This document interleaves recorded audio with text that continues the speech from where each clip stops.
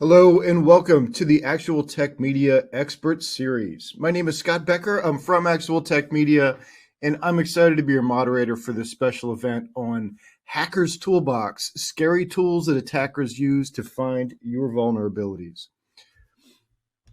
Now, before we get into today's really interesting discussion, we do have a few housekeeping items that will help you get the most out of this session. First off, we want this to be an informative event for you, so we encourage any questions in the questions box in our webinar control panel. While we won't have a dedicated Q&A session at the end of this presentation, we will pass along any questions that you have for our sponsors or for our expert guest speaker for possible follow-up. The Q&A panel is also the place to just say hello, which a lot of you have been doing already. Happy Friday, everybody. We love to hear where you're logging in from, and it's also the place to let us know if we can help in the unlikely event that you have any technical issues. So a browser refresh will fix most issues, but if that doesn't work, just let us know there in the Q&A, and we'll provide further technical assistance. Now, at the end of this webinar event, we will be awarding a $250 Amazon gift card to one lucky registrant. Of course, you must be in attendance during the live event to qualify for that prize. The official terms and conditions of today's prize drawing can be found in the handout section. Just scroll to the bottom and you'll find the prize terms and conditions link there. Now, these Expert Series events are special product-neutral looks at pressing technology problems presented by an expert in the field, but the support of our sponsors makes it possible for us to bring you this content. So we want to give a special shout out to our sponsors today. So over the next few slides, I'm going to share some messages from our sponsors today, and they'll refer to links that you can find in the handout section of your console at any time during the presentation. As always, the handout section also has a few valuable Actual Tech Media links. There's a link to the Gorilla Guide Book Club, where you can get access to Actual Tech Media's great printed resources on technology topics. There's a link to the ATM Event Center, which has our calendar of upcoming events. And there's a link to the ATM Decisions Group, which is a group that you can get into that where you hear special presentations in sort of intimate settings. They're really cool sessions, so something to check out there. So now, before we get into the main presentation, a few words from our sponsors. We are supported by Rubrik. Rubrik is a cybersecurity company, and their mission is to secure the world's data. They pioneered zero trust data security to help organizations achieve business resilience against cyber attacks, malicious insiders, and operational disruptions. The Rubrik Security Cloud, powered by machine learning, delivers data protection and cyber resilience in a single platform across enterprise, cloud, and SaaS applications. Their platform automates policy management of data and enforcement of data security through the entire data lifecycle. They help organizations uphold data integrity, deliver data availability, continuously monitor data risks and threats, and restore businesses with their data when infrastructure is attacked. You can learn more at rubrik.com. Today's event is also sponsored by Lacework. Lacework is the data-driven cloud security company. The Lacework Polygraph data platform delivers end-to-end visibility and automated insight on risks across multi-cloud environments, collecting, analyzing, and correlating data. Customers depend on Lacework to drive revenue, bring products to market faster and safer, and consolidate security solutions into a single platform. To find more about Lacework, check out the link in your handouts to the Lacework Labs Cloud Threat Report. So once again, take advantage of that handout section where you can find all the links that you've just seen. And with that, let's get to today's fantastic content. It is my pleasure to tell you a little bit about our guest speaker today. I'm delighted to be joined again by Sheldon Spears for a conversation. So Sheldon is the founder and CEO of 10x Solutions, which is a security company that offers penetration testing, vulnerability scanning, and remediation. We've got a link to the 10x Solutions website in the handout section if you'd like to see more about the company or about Sheldon. Now, Sheldon joined us for a great expert series session earlier this year, all about penetration testing. And we've asked him back for this session on what's in a hacker's toolbox these days. So Sheldon is an expert and a great resource on the latest tools and resources that are being deployed by white hat and black hat actors, which makes him the perfect guest for our session today. All right, well, Sheldon, thanks for joining us again. Our last conversation was great. We covered the differences between vulnerability assessments and penetration tests, how those fit into an overall security posture, and some of the holes that you guys find as pen testers. And for those of you who didn't hear that conversation, I'd highly recommend going back and checking that out. But today we wanted to get a little more into what are the tools in hackers' toolboxes these days, and what are they using to get into victim systems. So again, Sheldon, thanks for being here. Really appreciate you coming on. Yeah, absolutely. Thanks, Scott. Really excited to be here. Really excited to dive into everything in the world of hacking. Excellent. Well, let's start with a refresher on your background. So I said a little bit about you up front, about you and 10x Solutions in the intro, but would you mind telling me a little more about yourself and how the company got started and what you guys do? Yeah, absolutely. So Sheldon Spears, founder and CEO of 10x Solutions. We're an information security consulting and compliance company. So the majority of our business comes from penetration testing, compliance examinations, really readiness assessments for any cybersecurity compliance that an organization needs. The company got started by myself and one other person who's our chief technology officer. We were working at a large pen testing firm and just didn't love the way that they were performing penetration testing. We didn't love the reporting. We didn't love sort of the sneaky tactics that the big guys are using. So went out on our own, started a penetration testing company to help anybody and everybody have comprehensive enterprise services at a dollar figure that we feel like everybody can afford. So do a ton of pen tests and compliance examinations for organizations 50 all the way up to about 1,000 users. So yeah, we do everything in the cybersecurity consulting space, and excited to talk to you guys today about hacking and kind of what we're seeing out in the wild today. Awesome. Well, it's funny you mentioned you didn't like some of the sneaky tactics, which is funny because like when I'm thinking about penetration testing, it's like that's your job is to have sneaky tactics. Can you talk a little bit more about what you mean there?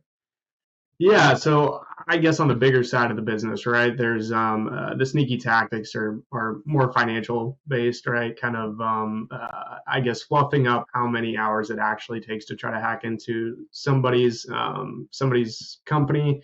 Kind of inflating the effort that it actually takes, and I guess the effort of reporting and distributing those findings, charges here and there. But no, the hacking is definitely still very, very sneaky.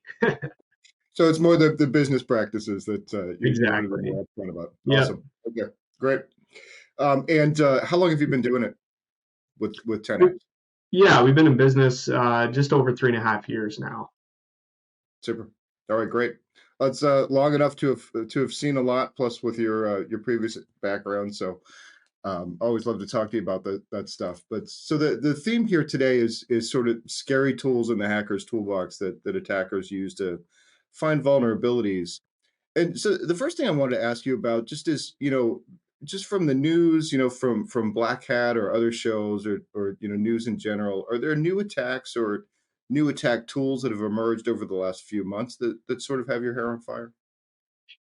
I can't speak to the names of specific tool sets, right? And I definitely don't want to throw any commercial tools under the bus because some of those tools we actually use internally as well, and I think the bad guys also use those as well. But what I will say, with AI and just the ability to automate a lot of these, at least the initial reconnaissance and the initial attack vector, we're just seeing the volume, the sheer amount of volume go way up, right? Because now you don't have to sit there and actually, spend weeks on end developing something before you can launch it. There's a lot of AI, ChatGPT plugins that can now do that for you. The malicious actors are consistently building AI tools that are, able to generate real malicious payloads and really effective payloads and different tactics and techniques. So without throwing any commercial tools sort of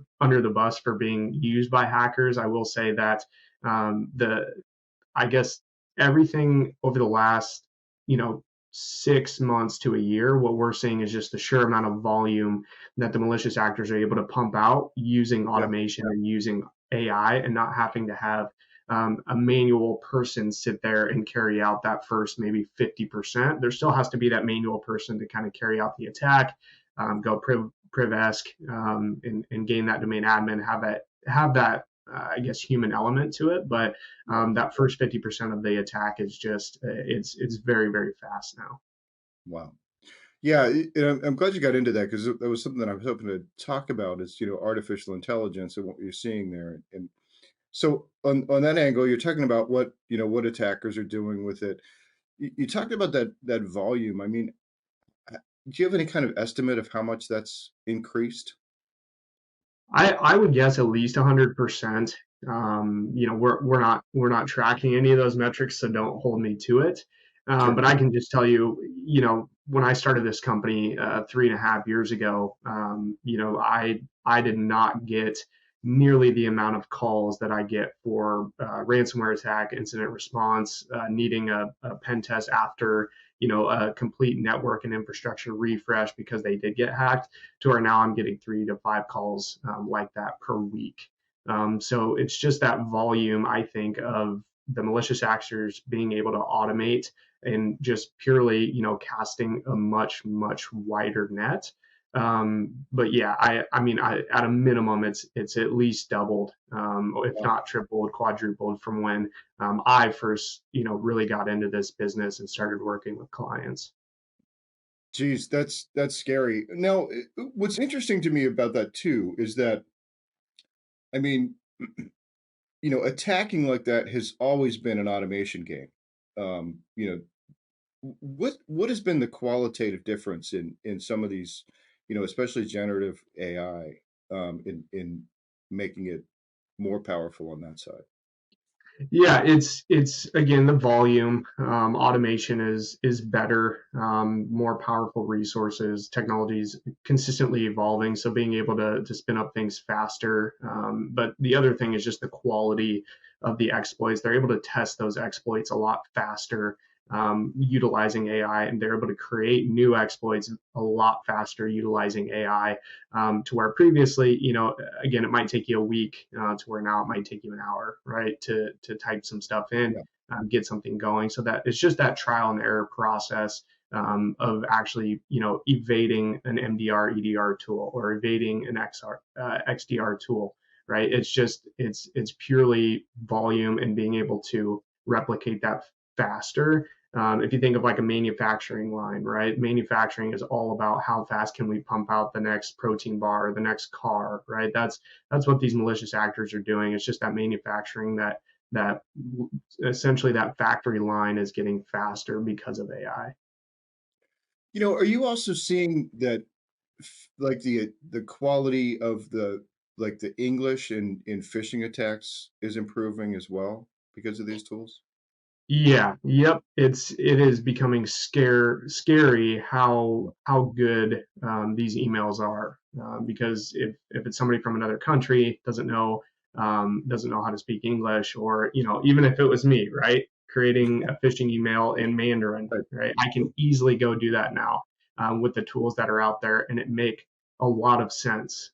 Same thing with vishing, so voice calls. They're able to generate some pretty scary call scripts that follow a very, I guess, specific way to get somebody to hand over credentials, any sort of sensitive information to that company. So not only the email side of it, I think that has, over the past year and a half, that's always been there. But the vishing side of it, the phone calls, over the next 2 years is what I'm really, really nervous about, because you can talk without an accent. I mean, you can be Becky from down the street in New Hampshire or something, or tell the AI to talk with a Southern draw if it's somebody in Texas.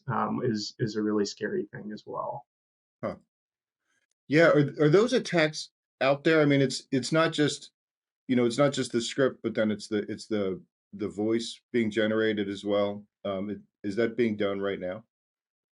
It is, yep, and it's definitely a paired combination of the vishing with the phishing. Yeah. Sending some sort of vishing script, getting some sort of response, and then a manual person coming in and taking it over from there, sending an actual email that then gets to the inbox. They, have verification because they just talked to somebody on the phone, so no way this email could be fake, right?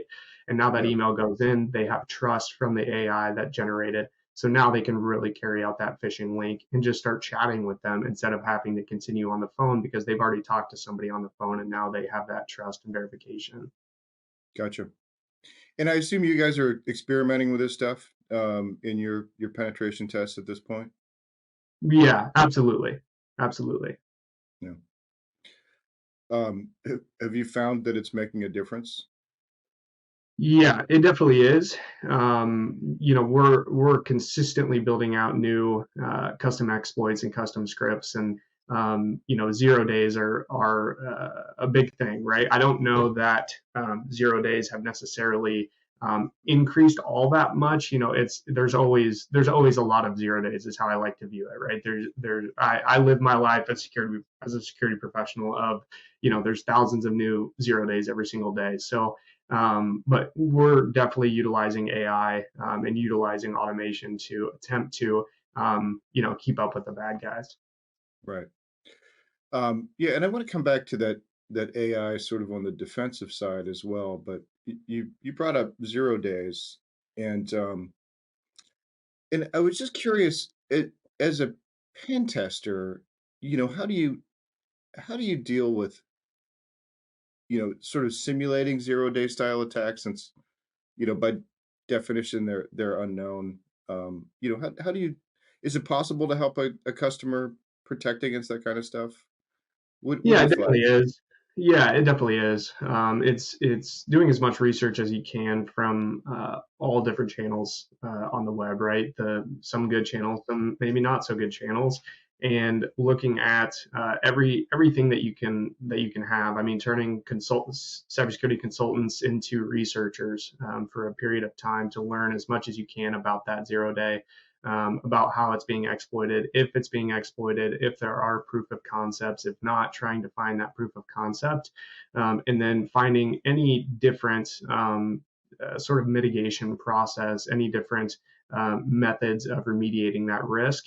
Outside of fixing the vulnerability sort of head on in that technical way, but finding other mitigating controls around the zero day is really crucial in those scenarios. Gotcha. All right, great. Um, Now, like back to AI, you know, on the defensive side, is are you seeing that it's starting to be incorporated by defensive tools and potentially by your customers to make their jobs at all easier? Or is the advantage right now, with sort of, at least with this new generation of, chat GPT style generative AI, is that more advantage attacker? I think it's more advantage of a attacker. I think there's there's a lot of vendors that have always said that they utilize AI and a lot of these different acronyms. I do think that there are some really cool phishing simulation companies, some email security companies that are utilizing AI in a really cool way. I think there will be some automated pen testing companies that come out with some really cool AI based automated penetration testing Hmm. in the cloud networks, applications, everything. I think some companies are getting there, but I just haven't seen something that has really rocked my socks, I guess, of being an AI pen testing tool. We're still able, just manual attacks still trump anything on the AI side, Mm. as today, right now. In Right. 5 years, 10 years, that might not be the case. It's hard to say, but as we sit today in 2023, we're still firm believers in that manual hacking side of it. But there are a lot of companies pumping a lot of dollars into generative AI on the ethical hacking side. Gotcha. So, at least for the next couple of years, at least, um, do you think you'll continue to have a job in in pen testing for the near future? As far as AI goes. Yeah, yeah, definitely. I think there's always going to be a space for consultants, for people to actually run the AI. The tools that we utilize probably will be obsolete in 5 years. But yeah, I definitely think there's always going to be that space for ethical hackers that understand the AI, right? It's instead of understanding Kali Linux and all the Metasploit modules and all the different open source tools and being able to exploit and come up with your own custom scripts. It'll be a whole nother tool set, a whole nother skill set, but we'll continue to need that human element, very similar to marketing, right? There's a lot of generative AI, but there has to be somebody that knows how to generate the good marketing material for AI. So I see it similar. The landscape will definitely change, but there's still always going to be that need. Yeah, and it's interesting the comparison there to marketing because I know more about that side than pen testing, Yeah, obviously. yeah, And it's exactly what you say. It's like you can have Chat GPT generate something for you, but you've got to know how to frame it, to ask for it, and then you've got to review it very closely because a lot of what's produced is sort of garbage or questionable, and you've got to fine tune it with a sort of a human editor. yeah, So sounds like the absolutely. same kind of thing. Yep, absolutely. Um, and so one of the things that you talked about there, sort of on the blue team side, was almost like a pen test GPT or something like that, which is still sort of like an attack tool. Almost, I could almost see something like that being developed and being very good for pen testers, but then being kind of like Metasploit and other tools as far as being very effective for actual attackers to use as well. But is there anything just on the pure defensive side that's emerging that you're seeing using AI? Yeah, there's some really cool phishing simulation and just email protection on the AI side.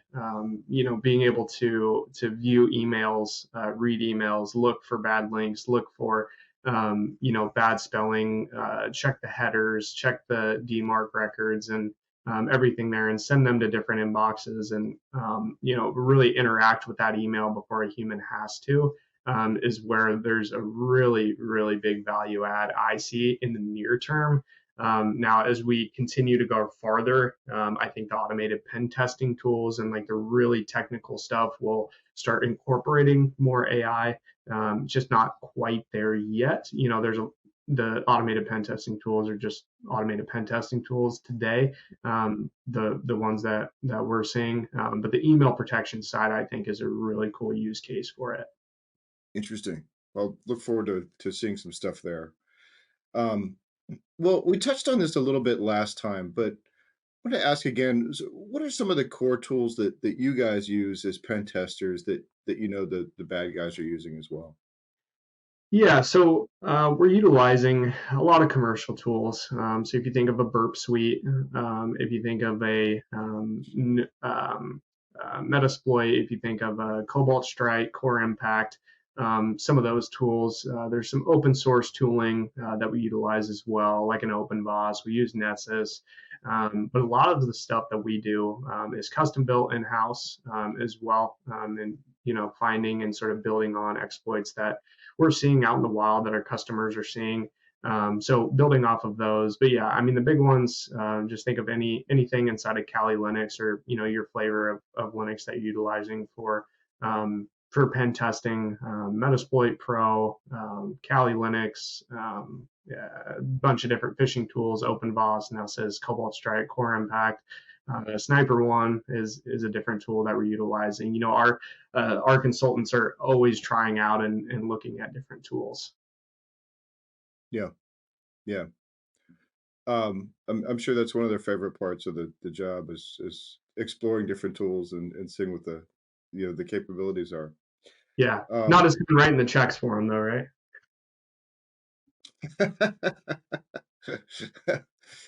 um, which of those tools are most important for sort of on-premises infrastructure or sort of traditional network exploitation? Yeah, just Metasploit's going to still be the heart and soul. Yeah. Is the modules inside of Metasploit, and then anything that we can develop customly internally, that we're seeing fit, is still the bread and butter of everything on prem. If you go to web apps, it's all Burp Suite and some other sort of bigger commercial tools for automated pen testing on web applications. But yeah, the Kali Linux Metasploit modules, and then anything that we can create customized. Right. Yeah. And one of the things, part of the reason I'm asking about that is, when you guys go in and testing and test, I wonder what sort of the lay of the land is like. Are there areas that people have been, I imagine people have been focused on protecting networks for a long time, so they might be more mature in that, but then there are, other areas like, I don't know if it's, public cloud, their public cloud estate, what they've got out there, or, maybe protecting their SaaS applications, or some of the web applications that you mentioned about. Are there areas that are, sort of you can see have had less focus or less time to mature, and they're sort of easier to break? Yeah, absolutely. So make no mistake about it, on-prem networks, the traditional, just networking environment, is still very unsecure. We're breaching those environments every single week. I will say they are getting more secure than they were 4 years ago, when we started. But the biggest thing that we're transitioning into now is, just like you said, pen testing in the public cloud. So Azure pen testing, AWS pen testing, GCP pen testing. If somebody has or even if somebody has their own private cloud, pen testing inside of some of these other not as big Mm. cloud environments, Yeah. as well as anything, all the hybrid environments. So essentially, how those environments are connecting back and forth with each other, and then the really big thing that we're exploiting right now is any public facing APIs. And just public facing resources as well. Mm. So running SQL injection, and all sorts of different exploits on any external facing infrastructure in that cloud. We're seeing that the ability to develop in the cloud is unprecedented, right? You can develop in the cloud very, very quickly, and so developers get way out ahead of security, because everybody wants to get that next product launch. We have a software platform, we totally get it, right? Everybody wants that next product launch. Everybody wants that feature to land that big customer, and so they're going, going, going. Sales is saying go, marketing is saying go, the CEO is saying go, where security is like, hey guys, maybe we shouldn't release this before running a DAST, a SAST test on this stuff Right. in the development environment before it goes to production. And so that's a really big piece right now, is the cloud environments, not the security people not being able to keep up with really the business objectives. I get it from both sides, being a business owner and being a security professional, but it's trying to find that balance is what organizations should really focus on. Yeah. But long story short, the public cloud and cloud pen testing is very, very big right now, and it's going to continue to increase. Sounds like an argument there for DevSecOps Yeah, procedures, in place. yeah, yep. So when you do that kind of testing, for the cloud environments, is it the same tools? Is it different ones? Yeah, it's a little bit different tools, but it's the same premise. So a lot of it is, we definitely are hitting, like if you're in AWS, right? We're going to hit your RDS instances, we're going to hit your EC2 instances, we're going to hit any open APIs out in AWS, but we're also going to do some configuration reviews is really big. So how your AWS environment is set up, how the VPCs are segmented, how the data is transferring inside of AWS, what CloudTrail is saying, and making sure that you have the appropriate configurations within AWS or Azure, GCP, and within that cloud environment to efficiently protect yourselves, and then pointing them to some native AWS Azure security tools, right? We want to definitely show organizations how to use those, how to configure your cloud environment, your development environment securely. So there is a lot of the same tools. There are some different tools that are very cloud specific, but a lot of it is that configuration of the cloud and how organizations have it set up and what that entire process is from the time something's spun up in the cloud to the time that it's really secure. Yeah, really interesting. And when you look at implementations of those three clouds, the big public ones, you know, I would imagine that because AWS has been around the longest, Azure sort of second, and then Google Compute third. Are people with AWS deployments generally are there sort of better established security protocols there that people follow, or is it all pretty sort of Wild West and you find Yeah, things? it's really on a case by case basis. Mm, A lot of the startups that we work with, it's really how security conscious that founder is, and really just a lot of the businesses in general is how security conscious is the board. Maybe a board member has been burnt in the past and has been through a ransomware attack. Maybe nobody on the board has been through a ransomware attack, right? Like that's a huge indicator on how much investment they're going to put into security. So whether it's Google, Azure, AWS, it really comes down to the leadership and what mm, their experience with security and ransomware has been, and then what that investment looks like. The other portion of it is what their customers are requesting. So if they have a big customer on the line and they need a SOC 2 or they need a penetration test, that is going to drive the need for security, even sometimes more so than somebody going through that attack in the first place. So yeah, I mean it's really on a case by case basis and organizational basis, and obviously the industry too that they're in. yeah, gotcha. Um, and are you seeing a lot of container implementations, and what are sort of what's the sort of the security profile that you're seeing around containers? Yeah, definitely. Our entire application, we're utilizing containers in developing in AWS. So there's a lot of container scanning tools out there. But what I see is coming down to having that the SDLC, adding one more secure software development lifecycle, right? Just having a tried and true process to before anything goes into prod.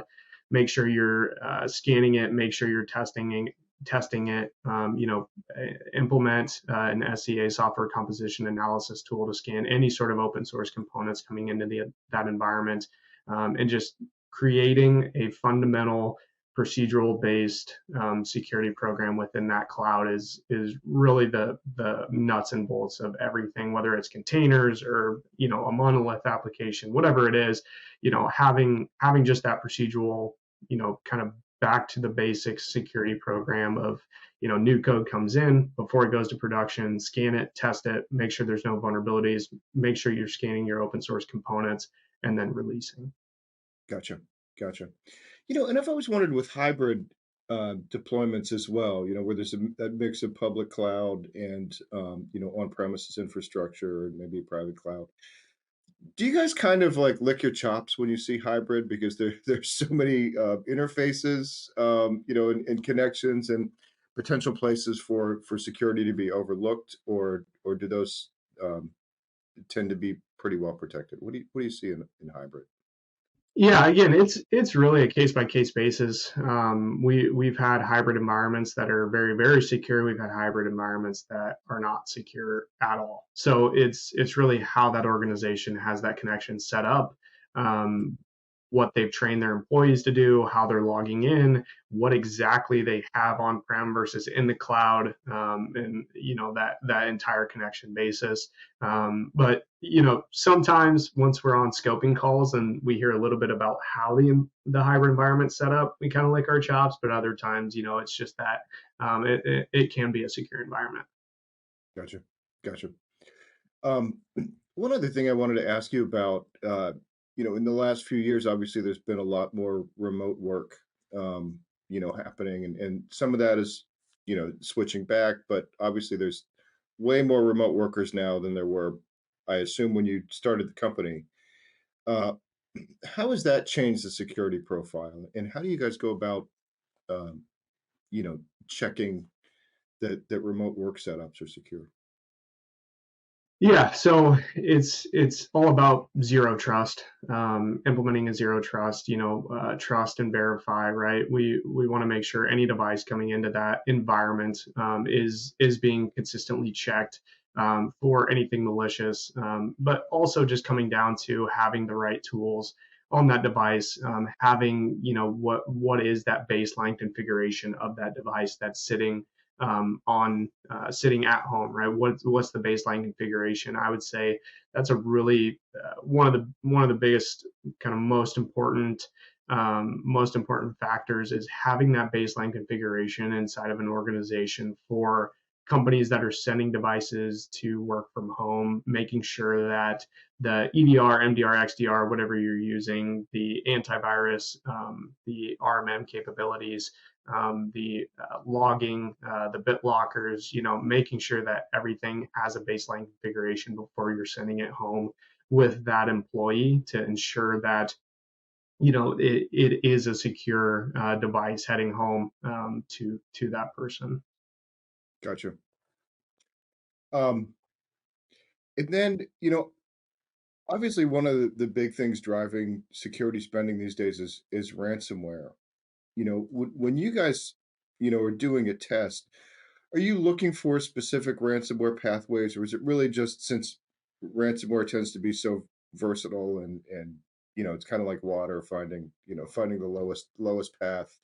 Is it just sort of part of, when you're doing penetration testing, you're also testing for ransomware because of that? How do you look at that?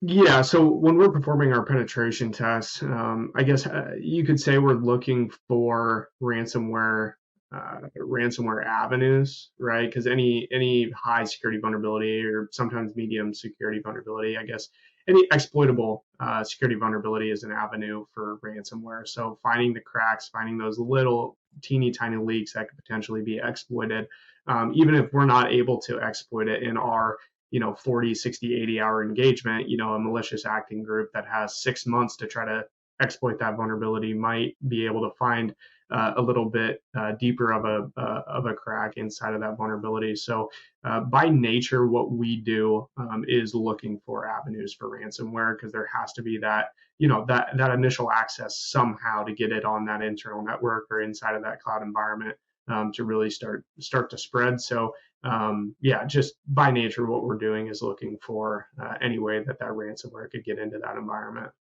Gotcha. Gotcha. No, that makes sense. In zero trust is so important on that. Um, um, so with the other thing I wanted to ask about is like SaaS applications, like Microsoft 365 or Teams or Salesforce. Any particular way you go after those, or check on those? Yeah, absolutely. So there's a lot of native tools within Microsoft that you can utilize to monitor. Looking at CASBs, cloud access security brokers, there's a lot of really cool native tools.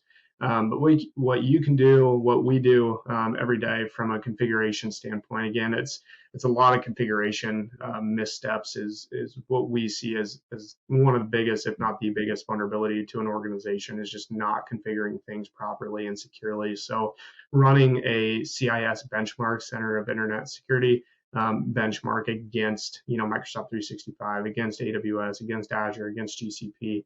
Running configuration reviews against these SaaS applications, the big players are really crucial in going through the configuration of that tool. Because if you have it configured correctly, you're utilizing the proper security tools. Nobody's ideally not clicking on phishing links. You'll be just fine. But it's when somebody starts to configure like shared drives open to anybody. We can upload, they don't have Defender turned on. We can upload a malicious link, call somebody, tell them to click on it, and then that's obviously a really bad scenario. So having everything configured correctly inside of those applications is really, really crucial, and is how we attack it. Gotcha. All right.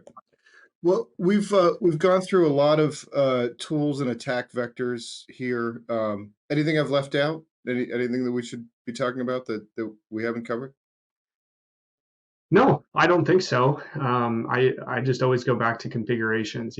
Making sure you have everything configured properly. Go back to those basics of configurations before you start buying all these crazy, tools and all these crazy things to implement. Make sure you have everything configured correctly. As you're implementing your tech stack, your program, your application, whatever it is. Once you do that, then you can start looking at some of these cool AI and XDR and all the different acronyms, all those different tools. No, I think we covered a lot. I appreciate you asking me to be on again.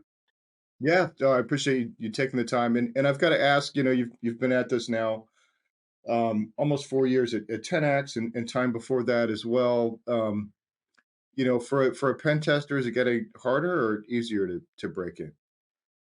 It's getting harder. It's getting harder and Okay. harder.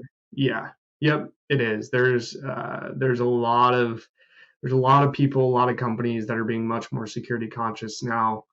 The external penetration testing is becoming increasingly difficult to gain access into that organization with no prior knowledge. I can't say the same for the internal network. So companies out there, make sure you're securing that internal network. But no, I think organizations and cybersecurity as a whole, as a community, as an industry, we're making the right strides in the right direction. Excellent. And Sheldon, if somebody wanted to get in touch with you about 10x and your services, what would you recommend? Yeah, you can Google 10x Solutions. The full domain's 10xsolutions.com. Yeah, feel free to submit a contact form. I'm sure Scott and we'll put some contact information out for me as well. Feel free to reach out to me directly. Would love to talk to you about all things pen testing, compliance, configurations, and securing the SDLC, securing cloud environments, whatever you might need help with. Well, Sheldon, I could keep you here all day asking questions about all those topics, but I know you're busy. Really appreciate your time today. Thanks for coming on and telling us about the scary tools that are out there. Absolutely. Thanks, Scott.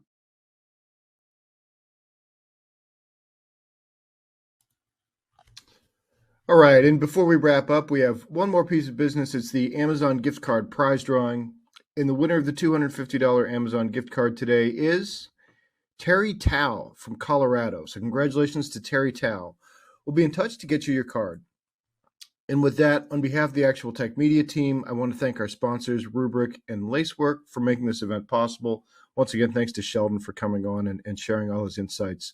And thanks as always to all of you for attending. Happy Friday.